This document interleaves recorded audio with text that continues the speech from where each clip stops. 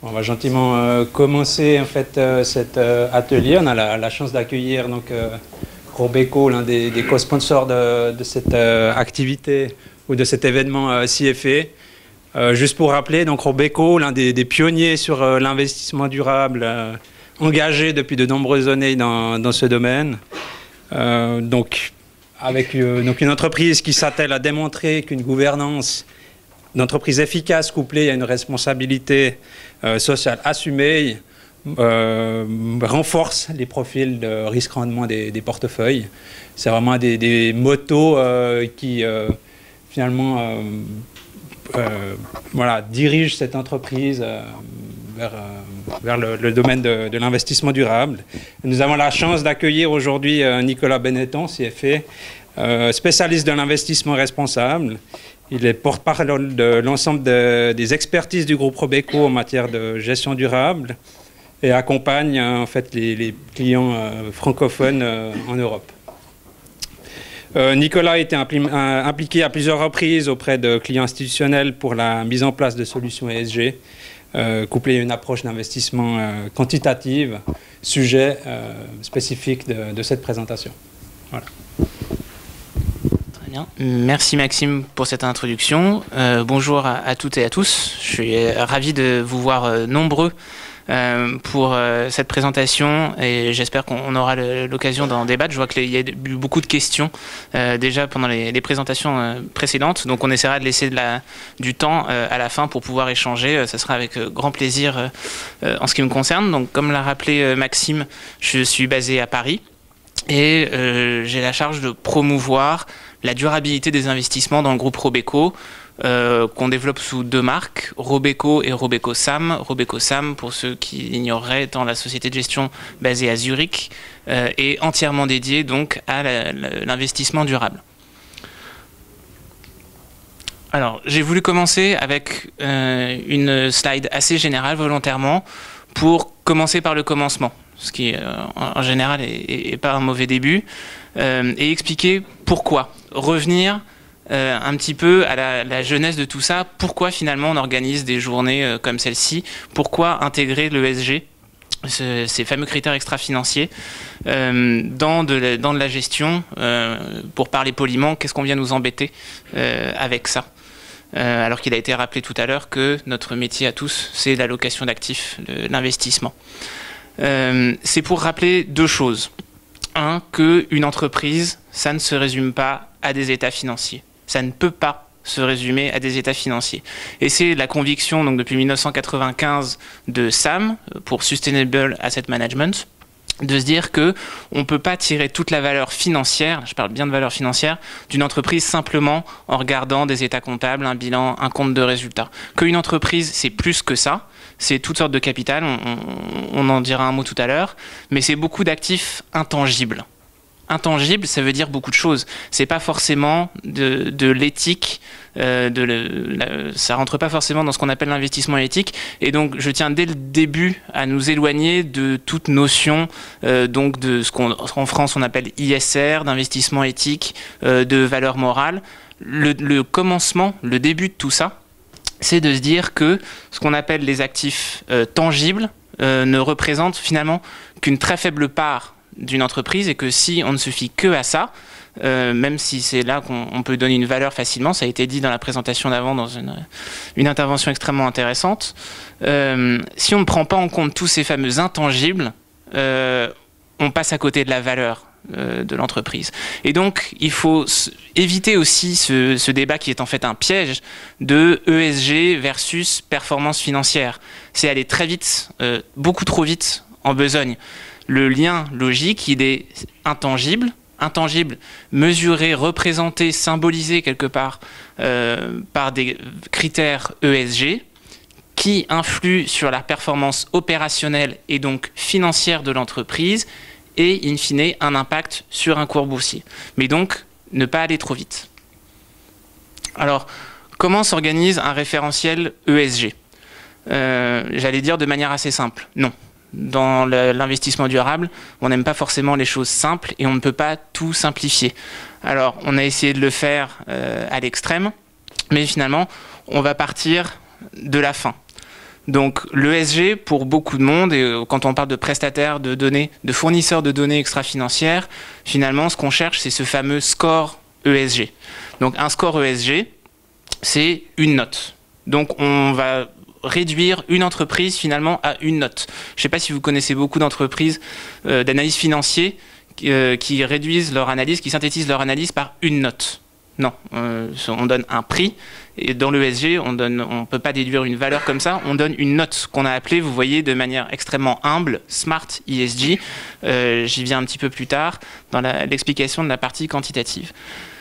Ce score ESG, il se divise dans ce qu'on appelle 3 dimensions, E, S, G. Là aussi, vous noterez l'effort pédagogique qu'on a fait, puisque le sigle est aujourd'hui assez reconnu, et ça a pris tellement de temps, ça fait plus de 10 ans maintenant que j'ai donné ce tournant durable à ma carrière dans la finance. Ça fait pas si longtemps que ça que je peux commencer une présentation sans même rappeler ce que veulent dire ces critères ESG ou même donner de définition de la finance durable. Il se trouve que chez Robeco-Sam, on parle volontiers de dimension environnementale ou sociale. On est un petit peu plus mitigé sur la dimension gouvernance. On préfère parler de dimension économique, puisque pour nous, il est très clair qu'il y a un lien, une hiérarchie entre ces 3 critères, que la gouvernance conditionne le reste. C'est vrai, et même c'est encore plus vrai dans notre analyse des États, qui est également propriétaire. Un État sans des institutions fortes, de toute façon, ne pourra pas avoir de performance sociale et a fortiori environnementale de qualité. Donc, et c'est vrai également au niveau de l'entreprise. Donc la gouvernance prédomine sur les 2 autres. Donc on préfère parler de dimension économique, la gouvernance ne pouvant être que au service d'une stratégie économique. Donc la gouvernance, c'est simplement l'outil, c'est les moyens de la mise en place qui vont permettre une politique d'investissement, d'allocation du capital, d'innovation performante. Ensuite, donc, à l'intérieur de ces 3 dimensions, on a ce qu'on appelle des thèmes. Donc dans le social, par exemple, vous aurez 2 grandes catégories. Il y a le social interne, le social externe. Le social interne qui a trait à tout, pour faire simple, vous allez voir que ça ne va pas durer, à toute la gestion du capital humain. Tout ce qui est le capital externe étant la gestion de la chaîne d'approvisionnement. Donc on a entre 20 et 25 thèmes à l'intérieur de chacune de ces dimensions. Et ensuite, donc, on pose entre 100 et 120 questions aux entreprises qu'on interroge tous les ans. Donc une question, ça sera par exemple, comment gérez-vous la sécurité de vos employés au travail ? Voilà. Et il y a donc 100 questions de ce type auxquelles les entreprises doivent répondre, avec encore en dessous des points de données. Comment gérez-vous la sécurité au travail ? Un point de données en dessous, ça va être quel est le taux d'accident de vos employés. Voilà. La granularité et comment, à partir d'un point de données, on aboutit à des questions qu'on regroupe par thème, puis par dimension, pour aboutir à un score. Alors un mot quand même sur le contexte plus global. Comment on réalise ça chez Robeco-Sam ? Robeco-Sam a la particularité donc d'être un pionnier de la gestion durable, basé à Zurich, et de s'être toujours reposé sur des données propriétaires. C'est-à-dire qu'en 1995, c'était même pas un choix, il n'y avait pas le choix, parce qu'il n'y avait pas de fournisseurs de données ESG ou de données extra-financières. Donc le seul moyen d'obtenir cette fameuse donnée, c'était d'aller la chercher directement auprès des entreprises. En fait, c'est aussi simple que ça. C'est pas qu'on a choisi tel ou tel, qu'on a fait un appel d'offres et qu'on n'a pas trouvé notre bonheur sur le marché. Il n'y avait pas de marché. Donc, depuis 1995, Robeco-Sam envoie un questionnaire directement aux entreprises dans le monde entier pour les interroger sur leurs pratiques extra-financières. Aujourd'hui, pour sauter 20 ans d'histoire, on interroge environ 4500 entreprises, ce qui regroupe en gros le MSCI World Developed, MSCI Emerging Market, plus ce dont on a besoin, on descend un petit peu en taille de capitalisation. Il y a 1000 entreprises à peu près qui répondent à notre questionnaire. On était à 993 l'an dernier pour être tout à fait exact. On croise les doigts pour l'année prochaine, on va enfin y arriver. Et pour le reste, on complète sur données publiques, avec là pour le coup des prestataires qui nous aident, puisqu'on veut que les analystes, qui sont pour la plupart basés à Zurich, passent leur temps à faire de la recherche, pas à compiler des données, pas à s'occuper de la structure, de l'infrastructure inhérente vous imaginez bien, on a 20 ans d'historique sur toutes ces données, vous aurez un échantillon tout à l'heure. On veut qu'ils se concentrent vraiment sur du qualitatif, sur de l'analyse. Donc on a un prestataire sur tout ce qui est data mining et qui compile, donc c'est entre 600 et 1000 points de données. Côté entreprise, alors les montants varient, on nous dit que ça peut aller jusqu'à mobiliser une personne temps plein sur 6 mois. Est-ce qu'il faut prendre ça pour argent comptant? J'en suis pas absolument sûr. Toujours est-il qu'on est conscient que répondre à notre questionnaire, c'est quelque chose d'assez compliqué, d'assez lourd. 20 à 30% du questionnaire est renouvelé chaque année. Donc on ne peut pas faire des copier-coller non plus d'une année sur l'autre. Je préviens si jamais il y avait des velléités de se lancer et de croire que c'était facile. Et en même temps, on est donc incité à garder une crédibilité chaque année auprès des entreprises. Sinon, on passe 300, 400 heures une année, et puis l'année d'après, surtout si on n'est pas premier de son secteur, on a tendance à laisser tomber. Alors, sur quoi on veut faire reposer cette crédibilité? C'est sur la notion de matérialité. Je pense que c'est quelque chose qui était un peu en filigrane des conversations de ce matin, des débats de ce matin, mais qui n'a pas vraiment été abordé en tant que tel. Je suis donc content de pouvoir mettre les pieds dans le plat et expliquer ce que c'est que la matérialité. Donc une fois qu'on a calculé ces scores, on redescend d'un cran. Comment est-ce qu'on alloue finalement des poids? On a vu qu'il y a des questions, une centaine de questions. Comment est-ce qu'on pondère ces questions les unes par rapport aux autres? En fonction donc de la matérialité. La matérialité, ça dépend de 2 critères. C'est l'amplitude de l'impact, de la probabilité de cet impact. Quand je parle d'impact, je ne parle pas d'intuition, je ne parle même pas de notion intellectuelle, je parle d'impact financier.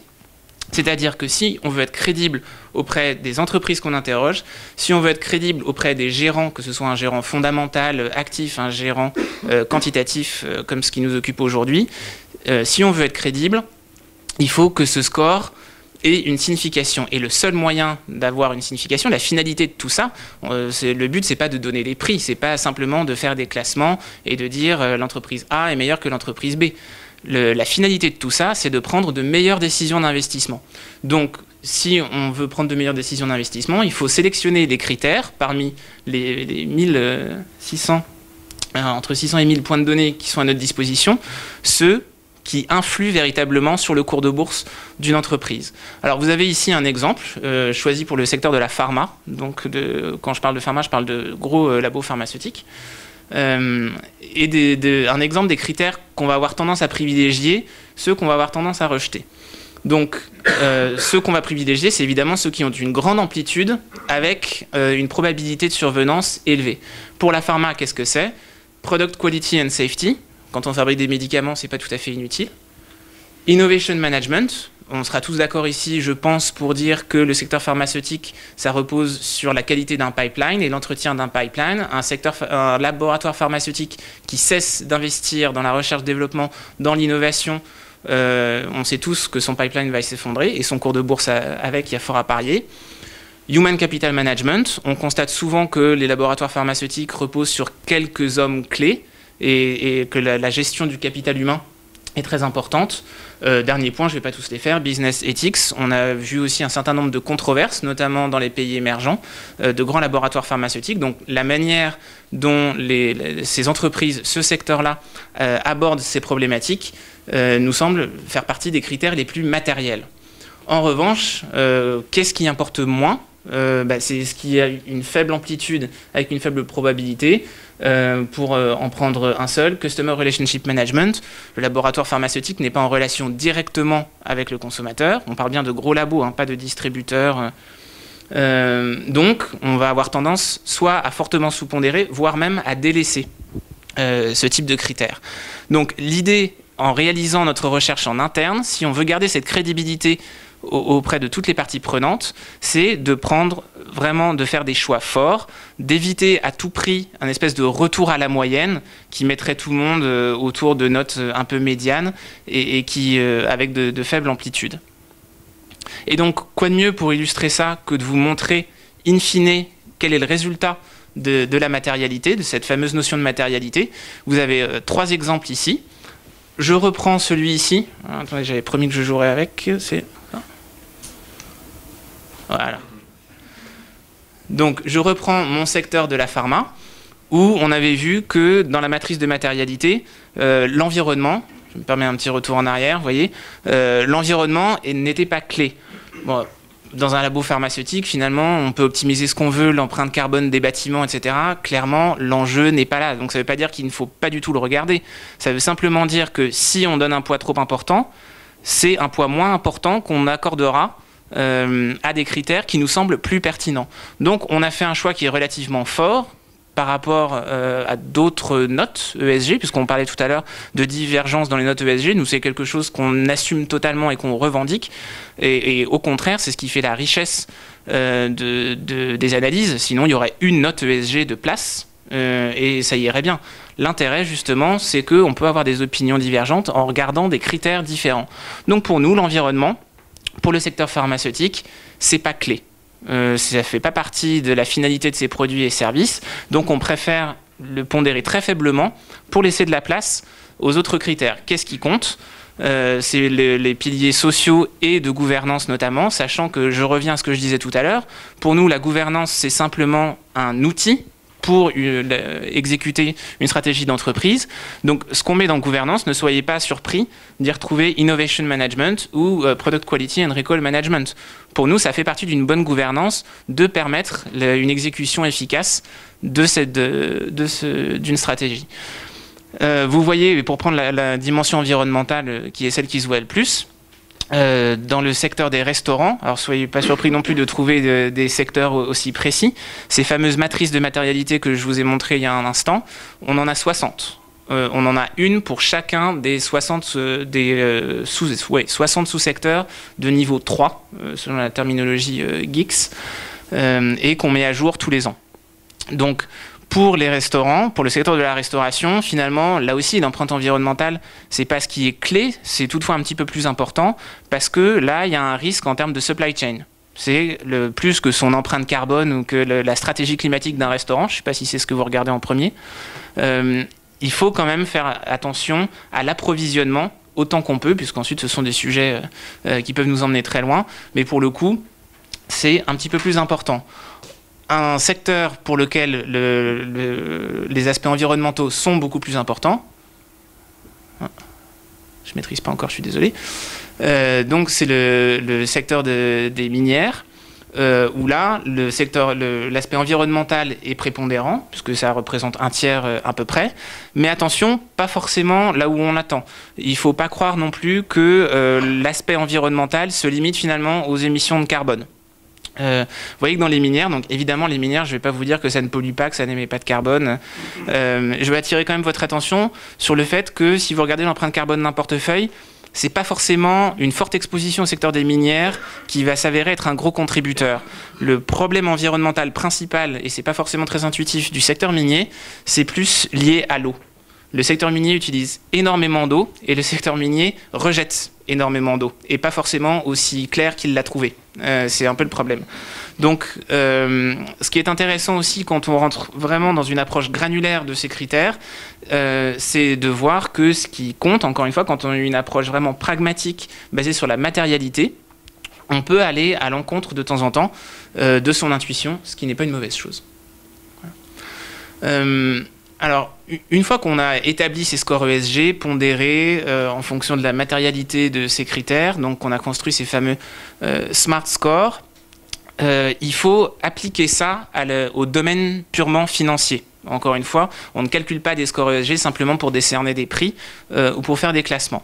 Donc vous avez ici finalement les différentes formes de capital. Bien sûr, il y a le capital financier, l'equity que tout le monde connaît, mais une entreprise, comme je l'ai dit en préambule, c'est aussi beaucoup d'autres choses. C'est du capital social, du capital environnemental, du capital humain.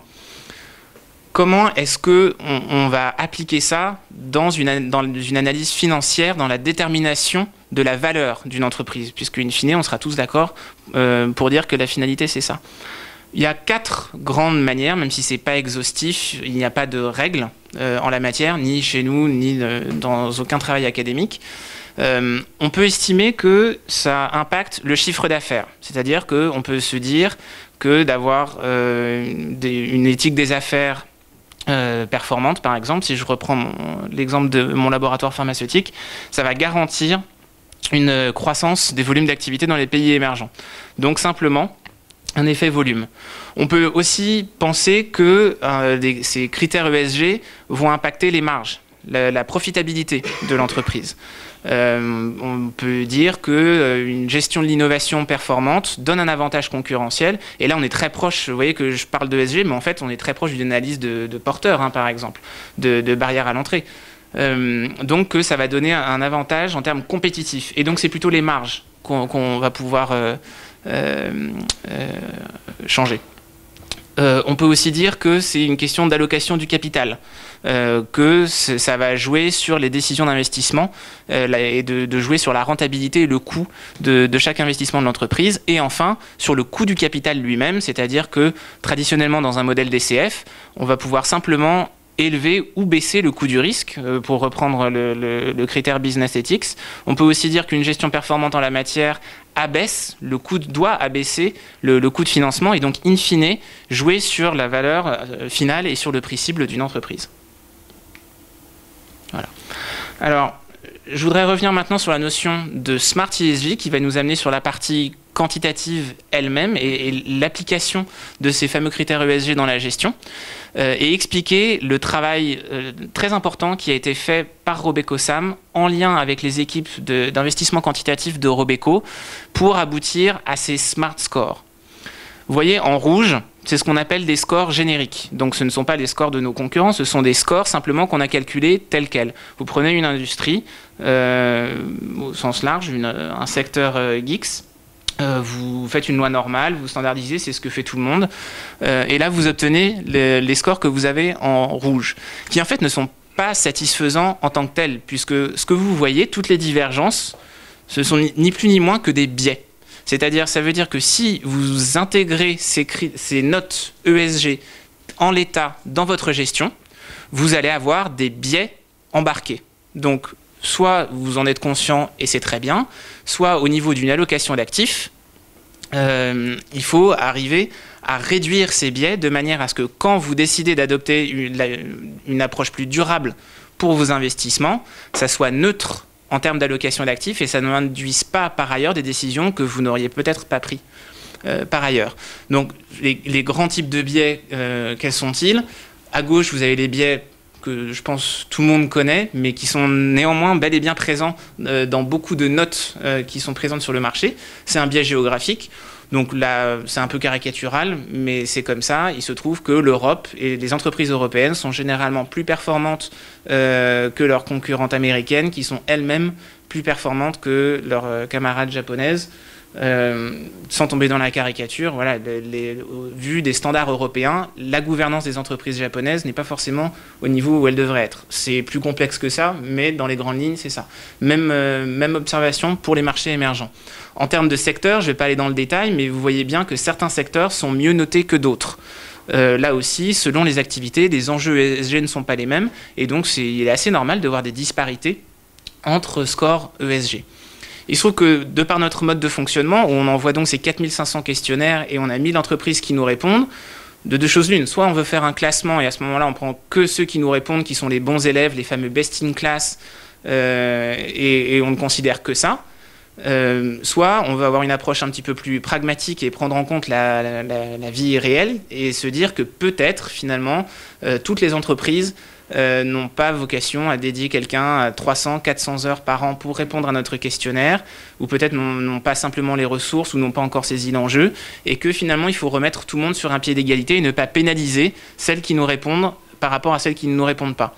Et enfin, et le plus important en termes statistiques, le biais induit dans ces fameux scores ESG génériques, c'est un biais en termes de taille de capitalisation.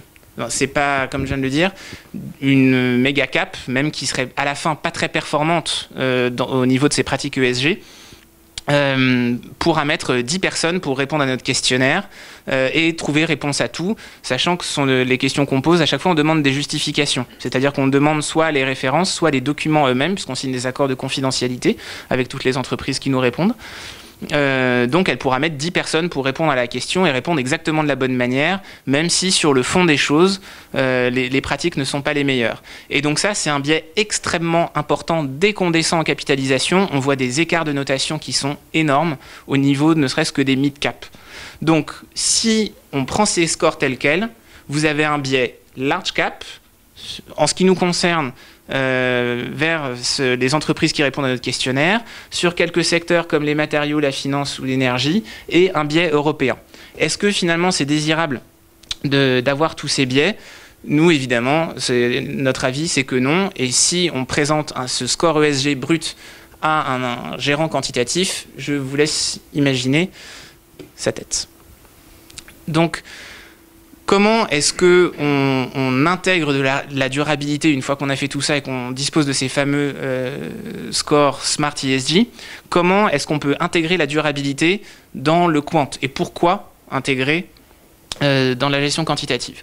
Alors, entre autres, la gestion quantitative a un grand avantage, c'est qu'en tant que gestion systématique, on raisonne en termes d'objectifs. Directement, quand on vous parle de gestion quantitative, c'est quel rendement, quel niveau de risque, quel niveau de tracking error, est-ce que je maximise un ratio de Sharpe, un ratio d'information, qu'est-ce que j'attends directement. Donc ça correspond particulièrement bien à des scores ESG de type Smart ESG, parce que la façon dont on travaille l'ESG et l'information contenue dans l'ESG est tout à fait complémentaire de la façon dont on peut travailler dans un contexte quantitatif. Donc les 3 grandes façons d'intégrer l'ESG dans nos gestions quantitatives, et vous pouvez faire tourner les cercles et les prioriser selon justement les valeurs ou les types de gestion. Je vais les développer chacun. Mais l'importance de ces 3 cercles, hein, vous voyez que cette partie-là n'est pas très grande, mais c'est qu'ils ne sont pas exclusifs les uns des autres. Donc chez Robeco, on les combine. C'est extrêmement flexible et donc on est capable finalement d'orienter des solutions vers là où on veut. Peut-être une caisse de pension sera plus sensible à de l'exclusion.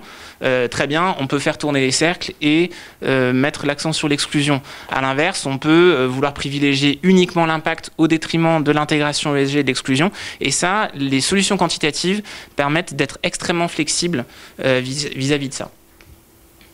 Donc, pour parler des exclusions, je pense que ça a déjà été abordé ce matin. Voilà les exclusions qu'on applique dans nos fonds quantitatifs durables, enfin dans toutes nos gestions durables. On a même rajouté l'huile de palme avec aussi quelques conditions, voici quelques semaines. Ça a déjà été évoqué ce matin, on exclut complètement le secteur du tabac, tout ce qui est armement, controversé ou pas, ainsi que le charbon, avec des seuils pour les minières ou pour les producteurs d'électricité. Donc ce qui est intéressant avec l'exclusion, ça a été évoqué ce matin et c'est un sujet qui pourrait donner lieu à un atelier en soi, c'est le fameux fear of missing out. C'est-à-dire que si vous dites à un gérant, et surtout un gérant quantitatif, que vous allez lui enlever ne serait-ce que 3 valeurs de son univers, c'est pire que si vous lui coupiez un bras. Il va vous dire, non, mais de toute façon, j'y arriverai jamais, c'est sûr, je vais surperformer, si on m'enlève ces 3 valeurs. Donc regardez ce que ça fait en termes de market cap. Au total, sachant qu'on n'est pas obligé non plus de prendre tout ça, le tabac c'est 1,2% du MSCI World Developed. Ce qui est intéressant dans la gestion quantitative, c'est qu'on peut compenser ça et que donc nos équipes sur la base des facteurs tels que définis par Robeco, ils en ont d'ailleurs fait un papier et on a une version synthétique dans la grande salle là-bas, donc je vous invite à en prendre connaissance. Ont une approche beaucoup plus pragmatique et ont adopté une approche factorielle de cette exclusion. C'est dire, OK, on décide d'exclure, ça c'est un positionnement soit éthique, soit économique, ça a été bien expliqué par le FRR tout à l'heure. Finalement, la question quand on exclut ou pas, c'est de dire, est-ce qu'il y a un potentiel d'amélioration dans un secteur? Le tabac, est-ce que le tabac peut devenir vertueux? Est-ce qu'il y aurait une vertu sanitaire du tabac qu'on n'aurait pas trouvé, ou alors est-ce que c'est un pur coût économique pour la société aujourd'hui en dépit des dividendes que ça verse encore sur les cash flows passés? Finalement, on est arrivé à la conclusion, et on n'est pas les seuls, en tout cas parmi les gens hollandais, il y a un grand consensus là-dessus, ainsi que dans le monde institutionnel français, presque, même si le FRR, je pense, a été le premier à le mettre en place. C'est dire non, le secteur ne peut pas s'améliorer, donc on décide d'exclure.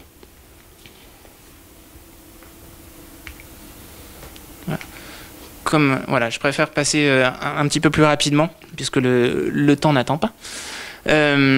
Rappelez donc, dans la solution quantitative le plus poussée, on peut combiner un score ESG donc, et capter la valeur ajoutée de ces scores Smart ESG et les combiner avec des facteurs classiques. Alors quand je dis facteurs classiques, c'est facteurs classiques pour nous. C'est-à-dire que Robeco a sa propre vision de ce qu'on appelle le factor investing. On a défini 4 grands facteurs. Vous en avez 2 qui sont représentés ici. Le facteur value, le facteur momentum. On a également un facteur low vol et un facteur quality. On ne reconnaît que ces 4 facteurs dans les actions en tout cas. Et notre vision du monde dépend entièrement de ça. Mes collègues présents dans la salle aussi, même dans notre vie personnelle, ça nous touche. On ne reconnaît que ça. Vous pouvez peut-être lire en petit ici qu'on regarde bien évidemment très attentivement ce que font des chercheurs de renom comme Fama French. Il y a des plateformes de factor investing qui sont très différentes, qui reconnaissent un facteur size, par exemple, que nous ne reconnaissons pas. Même si on pourrait discuter du crédit, ça serait différent. Mais donc, c'est important de comprendre que dans nos solutions quantitatives, non seulement le score ESG est propriétaire, ça repose sur notre donnée, notre méthodologie, avec des biais assumés. On a la même vision pour le factor investing, et donc c'est là que finalement on se dit que les deux étaient faits pour se rencontrer. C'est que nous avons notre propre définition d'un facteur value en évitant le distress, en évitant tous les risques qui ne sont pas récompensés en termes de rendement, et notre version du facteur momentum, par exemple, en préférant le momentum résiduel à un momentum classique. Voilà. Alors, la façon dont sont construits nos portefeuilles selon les processus qu'on appelle core quant, c'est assez simple finalement, même si vous aurez vu qu'on est assez malin pour avoir laissé du flou ici, que vous ne puissiez pas nous piquer les pondérations ou les critères.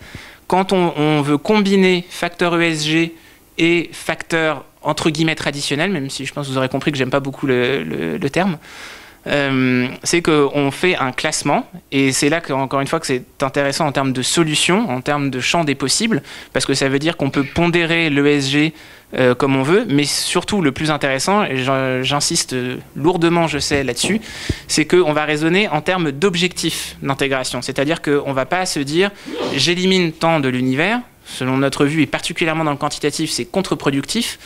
On va se dire, je me fixe tel objectif en termes de qualité ESG.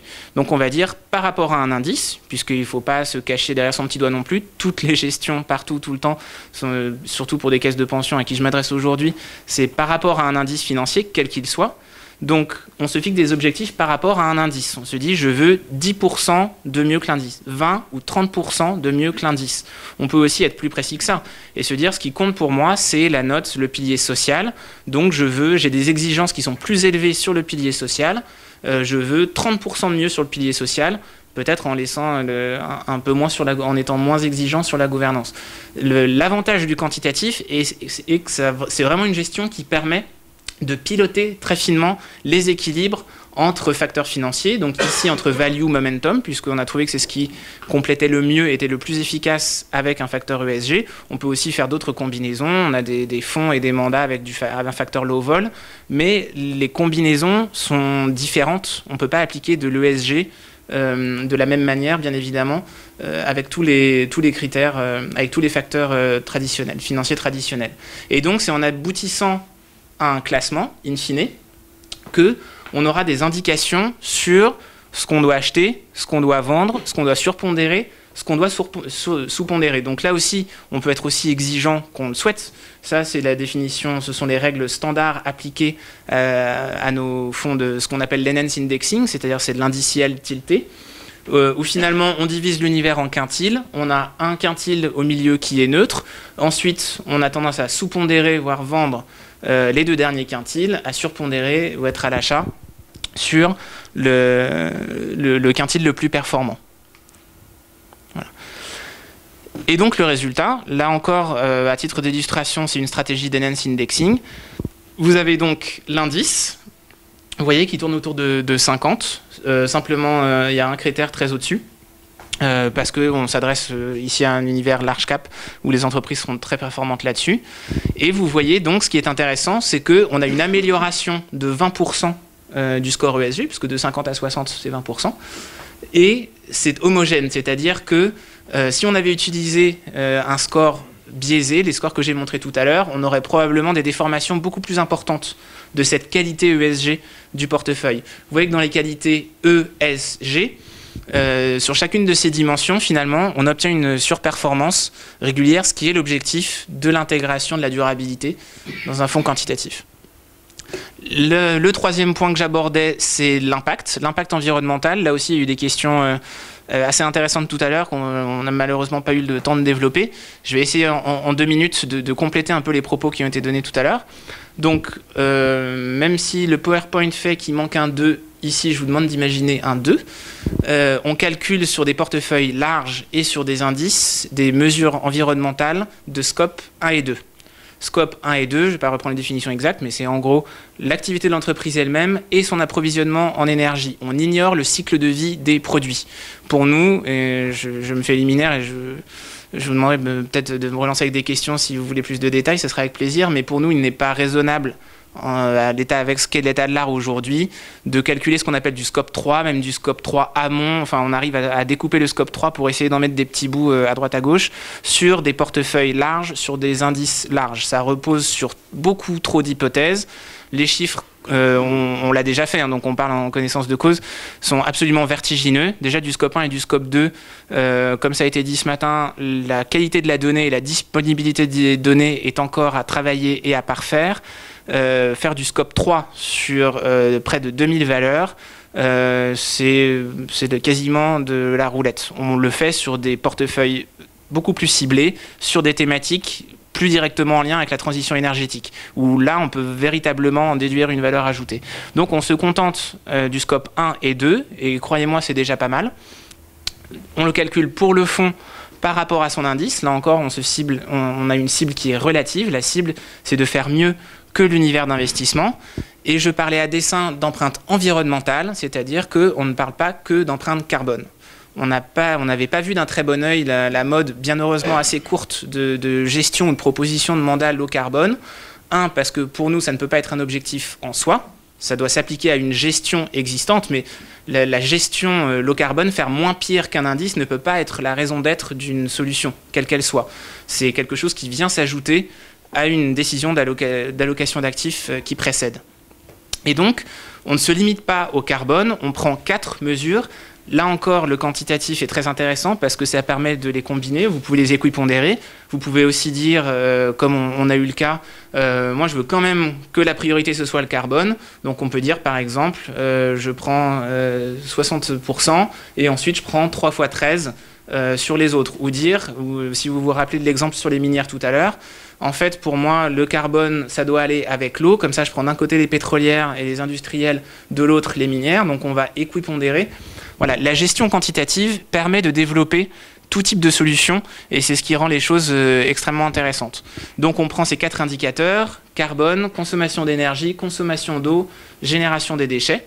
Et la manière, très rapidement, de lire ça, c'est vous avez le niveau d'émission du portefeuille, le niveau d'émission de l'indice, et ce qu'on appelle l'impact ici, donc là c'est 67,8, c'est tout simplement ça moins ça, et qu'on calcule en pourcentage. Ce qu'on appelle l'impact, donc c'est une mesure positive. Ça veut dire que le portefeuille, pour 1 million d'euros investis, génère 32% de moins de CO2 que son indice. Voilà. Donc, c'est de cette manière qu'on optimise ce qu'on appelle l'impact, le terme plus exact serait probablement l'empreinte environnementale d'un portefeuille quantitatif. Cela dit, il ne faut pas oublier qu'on est tributaire des données disponibles, aussi bonnes soient-elles. Quand on prend ces données disponibles, ce sont les données disponibles depuis plusieurs mois et qui sont des mesures d'il y a encore plusieurs mois.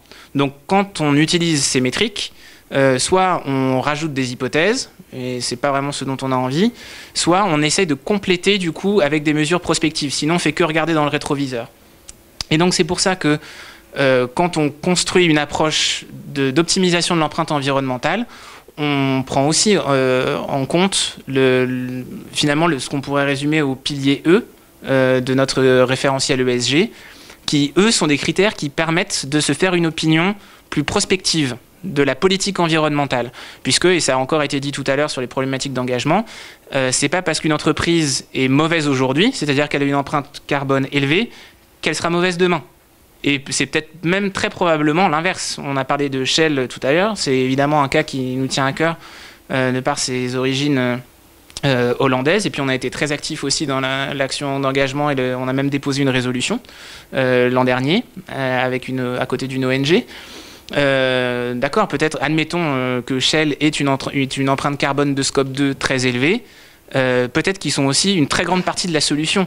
Et s'ils sont bien notés sur l'efficacité opérationnelle, qu'on voit une allocation du capital extrêmement favorable, et ben, c'est au contraire une raison d'investir dans Shell pour diminuer l'empreinte carbone de demain, ou ne serait-ce que l'année prochaine. Donc on est très vigilant sur le fait de ne pas se mettre en état de dépendance non plus vis-à-vis d'un chiffre à un instant T, sachant que ce chiffre lui-même représente déjà l'activité de l'entreprise il y a 12 ou 18 mois au minimum. Voilà. Et je voulais terminer, parce qu'il est quand même temps de terminer, je pense, sur l'engagement. L'engagement ne fait pas partie des 3 cercles que vous avez vus et qu'on peut combiner, parce que finalement, l'engagement, qui est une mauvaise traduction, comme il y en a tant, engage en anglais, c'est dialoguer. On peut to engage with someone, c'est simplement s'adresser à quelqu'un. Ça ne désigne pas un type de dialogue particulier. Donc, ce qu'en bon français on devrait appeler dialogue actionnarial, quelque part, c'est pas négociable. Ça fait pas partie des building blocks qu'on peut enlever. Et surtout dans nos gestions quantitatives, c'est vraiment un overlay qui s'applique à toutes les gestions de Robeco. Et c'est quelque chose, un sujet sur lequel on travaille avec également beaucoup de clients externes. Donc vous avez ici l'ensemble des actions d'engagement menées par Robeco qui sont en cours. On mène certaines actions et certains thèmes seuls. On n'hésite pas non plus à collaborer, soit avec des institutionnels, ça peut être dans le cadre du programme Climate Action 100 qui a été mentionné ce matin, ça peut être des actions bilatérales avec un autre asset manager, il n'y a absolument pas de compétition là-dessus, et je peux vous dire d'expérience que ça marche extrêmement bien. Quand on se retrouve sur des convictions, que chacun apporte ses actifs et qu'on se divise le travail, c'est d'autant plus efficace, surtout quand les asset managers sont d'une taille significative. Donc on lance 5 nouveaux programmes par an. Un programme, c'est 3 ans. Et je voudrais dire un mot de l'utilisation de ce dialogue actionnarial dans le quantitatif et insister sur ce qui a été dit déjà ce matin. Effectivement, on peut prendre la décision d'exclure. Donc le tabac, on peut se demander, est-ce que ça vaut le coup d'aller dialoguer avec des entreprises du secteur du tabac pour les améliorer? Pas forcément. Ensuite, la contradiction, c'est que pour pouvoir dialoguer, il faut détenir les titres. Et donc beaucoup d'investisseurs institutionnels finalement ne veulent pas vraiment avoir les titres en portefeuille parce que ce ne sont pas des sociétés qui sont des best in class. En termes d'image, on n'a pas envie de se retrouver forcément avec ce type de titres en portefeuille, mais le paradoxe, c'est que si on ne les détient pas, on ne peut pas exercer d'influence, ni en tant qu'actionnaire, ni en tant que créancier d'ailleurs. Donc la gestion quantitative, et spécialement nos processus d'enhanced indexing, qui ont peu vocation à exclure finalement, mais plus à tilter, pour atteindre un objectif dans un budget de risque resserré. Finalement, ces fonds quantitatifs détiennent une très grande part de l'indice, simplement avec une modulation des poids, et donc permettent de détenir ces fameux titres dont on n'aurait pas forcément très envie de retrouver 3 ou 4% dans un fonds actif fondamental. Et donc l'engagement est le pendant extrêmement important des politiques d'exclusion ou même d'intégration ESG du quantitatif. J'irais presque jusqu'à dire que sans engagement, sans dialogue à la fin, ces 3 autres composantes, je ne peux pas dire qu'elles n'auraient pas de valeur, mais auraient beaucoup moins de valeur. Donc c'est pour ça qu'on ne l'a pas mis dans les 3 cercles, c'est que ce dialogue actionnarial, c'est vraiment un élément clé des processus d'investissement. C'est une équipe de 12 personnes chez nous et qui rapporte directement au CIO. C'est pas quelque chose d'externalisé, c'est pas une équipe dans un coin. Ils sont dans tous les processus d'investissement de Robeco et donc particulièrement dans nos solutions quantitatives. Voilà, je pense que je vais m'arrêter là et peut-être ouvrir aux questions. Donc merci Nicolas pour cette excellente présentation qui nous a montré un aspect finalement assez pragmatique de l'approche ESG. Comme l'a rappelé Nicolas, on est bien enchanté d'avoir de vos questions. Je ne sais pas qui ose se lancer le premier pour une question. Oui, monsieur. Comment est-ce que vous étendez ça aux obligations? On sort du quantitatif, on est d'accord. Oui. Vous dire la durabilité sur du quant obligataire. Oui. Ouais. Alors, on a une vue un petit peu différente des facteurs qu'on a identifiés sur le crédit. Je prends par exemple le facteur taille. Pardon, merci. Facteur taille qu'on ne juge pas en tant que facteur sur les actions, mais sur le crédit. Ensuite, c'est exactement la même démarche, c'est-à-dire qu'à partir du moment où on a une approche systématique, on prend un univers, on a une couverture qui est quasi complète sur les indices Barclays Aggregate, enfin sur de très larges indices obligataires, qu'on peut compléter. Là, vous touchez vraiment au point faible, c'est-à-dire qu'on n'a pas une couverture interne de tout un indice obligataire. Donc on complète avec un prestataire de données hollandais, Orange, pour avoir une couverture complète et être capable justement d'influer sur les poids. Mais la démarche est exactement la même, et même l'engagement, c'est-à-dire qu'on ne fait pas de dialogue, on ne mène pas de dialogue actionnarial uniquement en tant que créditeur, que créancier, mais à partir du moment où on détient actions et obligations, on se sert des deux dans notre démarche vis-à-vis de la société. La partie gouvernementale, vous la traitez comment? Vous n'allez pas interviewer M. Trump? Sur le ESG, vous voulez dire? Non, mais si vous avez l'obligation, quelque part, vous avez... Ah, pardon, je parlais de crédit, vous parliez de souverain. Ok. Voilà, donc alors là, je suis admiratif et envieux de ce qui a été dit ce matin sur le fait qu'on puisse mesurer l'empreinte carbone d'un pays. Très honnêtement, on n'a toujours pas compris par où commencer. Comprendre comment on juge un pays, plutôt le PIB, PNB, les empreintes carbone. Alors, je vous ai déjà dit qu'on trouvait ça compliqué de faire du scope 3 sur un portefeuille d'actions cotées. Donc, vous imaginez que sur un territoire, qu'est-ce que vous prenez on s'y est un peu intéressé, je ne vous dis pas qu'on ne le fera pas, on est hyper attentif et très admiratif sur les tentatives qui sont menées. Mais pour nous, conceptuellement, on n'a pas encore tranché, quand bien même on aurait la donnée, parce qu'on n'a pas, qu'est-ce qu'on mesure à l'échelle d'un pays. Donc, on a une note ESG des États, là, avec un référentiel extrêmement simple, c'est-à-dire que c'est 2 tiers de gouvernance, comme j'ai dit tout à l'heure, la qualité des institutions prime absolument, 25 social, 15 environnement, parce qu'on fait une hiérarchie très claire sur l'analyse des États qui est à nuancer pour les entreprises. Là, c'est un ordre séquentiel, gouvernance, social, environnement. Et c'est ce qu'on voit en France, je ne vais pas creuser le sujet, j'ai pas eu de questions sur les gilets jaunes à la fin, mais on voit bien que c'est devenu une vraie question et dont certains chefs d'entreprise du secteur pétrolier se sont habilement saisis dès l'automne dernier, de dire transition énergétique, d'accord, mais vous voyez, il y a un coût social, donc ne me poussez pas trop non plus. Et donc ça nous ramène à ce qu'on pense déjà depuis des années. Le social, sans une performance sociale élevée, vous ne pouvez pas avoir de politique environnementale performante. Donc il y a une hiérarchie plus claire. Une question sur au final, la ligne de production, la gouvernance et donc, les fournisseurs d'une société sont intégrés les produits. Vous n'avez pas des aberrations parfois en termes d'allocation ou peut-être qu'à la fin, vous avez une surpondération sur certains secteurs qui, au final, en intégrant les produits, sont bien plus polluants que d'autres. Par exemple, vous vous retrouvez avec une, pourquoi pas, imaginons une surpondération sur les producteurs de gaz de schiste ou sur les producteurs de produits phytosanitaires, ce qui n'est pas forcément, au final, très positif pour l'environnement. Oui, merci de votre question. Effectivement, c'est intéressant et assez fondamental. Le secteur que vous citez en exemple, c'est pas le pire parce qu'il y a déjà une empreinte carbone de scope 2 qui est très élevée. Donc, c'est pas comme s'il passait à travers les mailles du filet. Mais effectivement, le secteur que tout le monde a en tête, c'est l'automobile. C'est-à-dire, on a beau être très efficace sur la manière de produire des voitures. Et demain, vraiment demain, on est persuadé que les productions de voitures électriques qui seront extrêmement propres, on va arriver à des choses en termes remarquables très vite en termes environnementaux. Mais que ensuite la voiture, effectivement, ça dépendra toujours du mix énergétique à la fin, et ça, c'est du pur scope 3. On ne le prend pas en compte. En fait, si vous calculez ça, ok, vous avez votre chiffre, admettons qu'il y a un autre problème qui se pose à nous, c'est le problème excusez-moi de l'anglicisme, c'est le problème d'ownership. Vous avez votre scope 3, mais qu'est-ce que vous en faites du scope 3? Enfin, quel est votre pouvoir d'action sur ce scope 3? On renvoie à l'utilisateur, au consommateur, Robeco, n'importe quelle caisse de pension n'a pas le pouvoir, a priori, de dire au consommateur, roulez moins. J'ai déjà vu à une conférence un pétrolier très à l'aise de dire, ok, ce qu'on fait, c'est peut-être pas génial, mais en attendant, vous roulez comment? Je ne dis pas qu'il a raison, mais on ne peut pas dire qu'il avait complètement tort non plus. Donc, combien même vous arrivez, et vous avez vraiment raison de pointer ça, parce qu'il y a des secteurs pour lesquels c'est dramatique, enfin dramatique dans le sens très important. La production elle-même ne génère que peu de carbone, donc dans les mesures que vous avez vues tout à l'heure, ça passera très bien, mais l'utilisation finale des produits est très émettrice. Quel est le pouvoir d'un investisseur, l'influence que peut avoir un investisseur là-dessus? Pour nous, et pour moi aussi, je parle un peu pour moi aussi en l'occurrence, c'est une question qu'on doit se poser aussi, une fois que vous avez calculé votre fameux scope 3.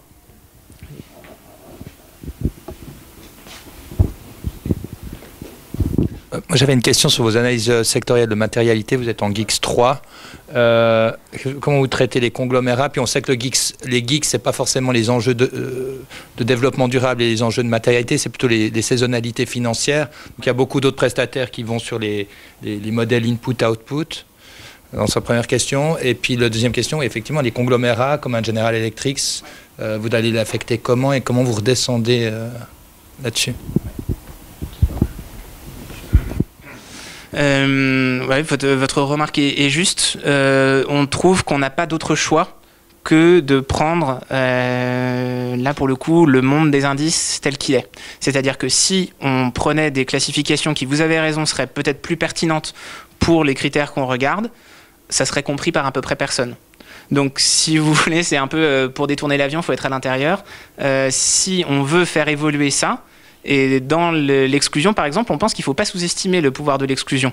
Que le jour où des grands gérants d'ETF décideront de basculer non pas 3 ou 4 de leurs ETF, mais l'ensemble, de dire le dernier décile des indices, on ne les prend plus à cause de l'ESG, il y aura un effet d'éviction qui sera très important pour les entreprises. Et donc, à part prendre les secteurs tels qu'ils sont, vous avez raison, c'est éminemment critiquable. Le market cap, c'est critiquable. C'est pour ça que c'est pour ça aussi qu'on est content de pouvoir présenter des solutions quantitatives. C'est que ça remet un peu ça en cause. Le factor investing permet de venir en complément d'indices qui sont en pure market cap. Tout le monde admettra que c'est pas parfait, mais voilà, on est un peu obligé de les utiliser. Votre deuxième question, c'était sur les... Ah oui, les conglomérats. On ne peut pas faire de miracle, malheureusement. Berkshire Hathaway, pour prendre un autre exemple. Il n'y a pas plus de transparence extra-financière qu'il y a de transparence financière dessus. Quand vous investissez là-dedans, vous investissez dans un mini ETF, finalement, sur le S&P 500. Il faut en avoir conscience. C'est vrai en termes financiers, c'est vrai en termes extra-financiers, mais j'ai pas de bonne réponse à vous apporter là-dessus, malheureusement.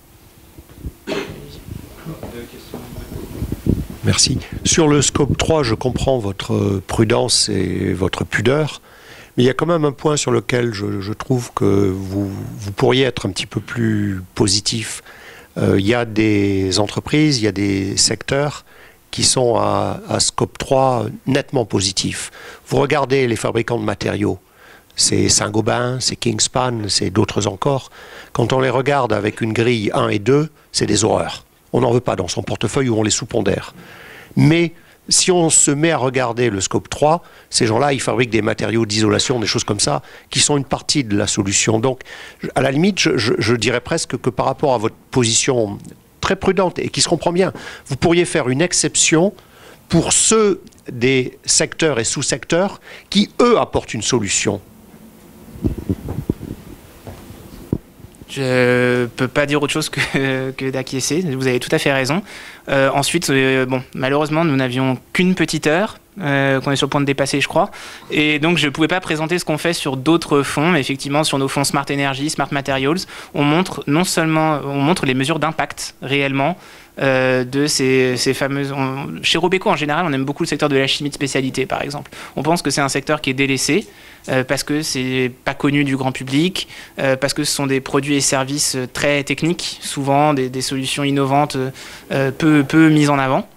Mais vous avez tout à fait raison, l'empreinte de scope 3 de ces secteurs-là c'est phénoménal.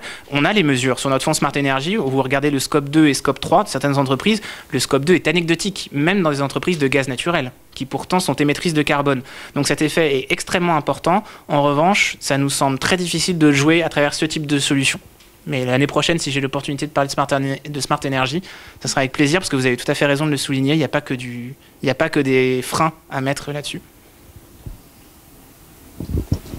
Je crois, monsieur Damien. Oui. Sur la performance, vous avez un long historique.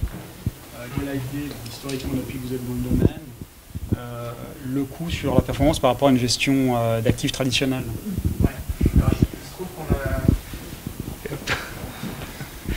La seule manière de répondre parfaitement à votre question, ça serait de regarder le fonds, alors j'aime pas l'expression traditionnel, et l'équivalent qui intègre l'ESG.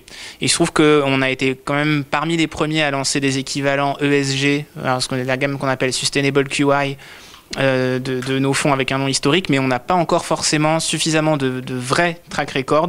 Je pense à nos stratégies conservatives sur du low vol, par exemple. On a 3 ans de track, même pas encore, je crois, avec des résultats très contrastés. C'est-à-dire qu'on a vraiment une très forte surperformance une année. Et de toute façon, l'historique est trop court pour en juger. Là où on a plus de recul, c'est sur ces stratégies, celles dont je me suis principalement servi à titre illustratif aujourd'hui, d'enhanced indexing, où là, ça joue faiblement, mais il faut bien comprendre que on cherche à ce que ça joue faiblement. C'est-à-dire que dans ce que j'ai présenté, on cherche à intégrer un ingrédient supplémentaire en dénaturant le moins possible le produit. Donc ça dépend ce que vous cherchez. Soit c'est simplement de l'optimisation, et à ce moment-là, il n'y a aucune raison que ça change. Soit ça sera de l'intégration, mais à ce moment-là, on va modifier aussi le reste de la recette de manière à ce que... Donc vous voyez ce que je veux dire? On ne cherche pas forcément à isoler un hypothétique alpha de l'ESG. Pour nous, ce n'est pas vraiment la question. Il n'est pas question aujourd'hui chez Robeco, je pourrais être pendu si je disais le contraire, de modifier par exemple nos 4 facteurs pour intégrer un facteur ESG et un facteur dont on pourrait mesurer la performance isolément. C'est pas comme ça qu'on raisonne. Donc malheureusement, j'ai pas de... Voilà, je ne peux pas vous sortir le chiffre en vous disant voilà, c'est 15 points de base d'alpha par an en track record. Merci Nicolas pour ces explications supplémentaires. Le temps avançant vite, je vais vous inviter à aller manger. Comme l'a rappelé mon collègue Grégoire Rény, il y a des tables avec des thématiques. Si vous voulez continuer à discuter sur des thématiques spécifiques, je les mentionne ici. Il y a une table dont la thématique sera le portfolio screening. Une deuxième table dont le thème est le reporting. Et une troisième table dont le thème est la régulation. Donc voilà, je vous laisserai choisir l'une de ces tables si vous voulez vraiment discuter d'un sujet spécifique avec des personnes expérimentées sur ces 3 sujets. Et autrement, vous pouvez, libre à vous de choisir une autre table. Il n'y a pas de table nucléaire? Non.